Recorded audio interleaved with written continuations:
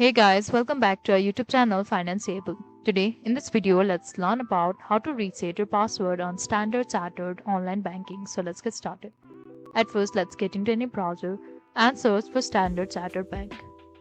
Click on this first website over here, and on the top right corner, we can see this option called Login. So let's tap on this and simply click on Online Banking. Now enter a username.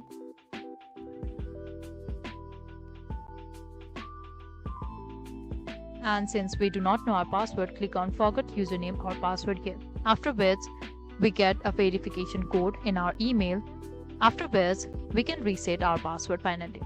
Once you are done, we get into this page again and we need to enter our username and password. After entering this, we can simply log in and get into Standard Chartered banking interface. So this is all we can do to reset our password on Standard Chartered Bank online banking. I hope you liked the video. Please do like and subscribe. Thanks for watching.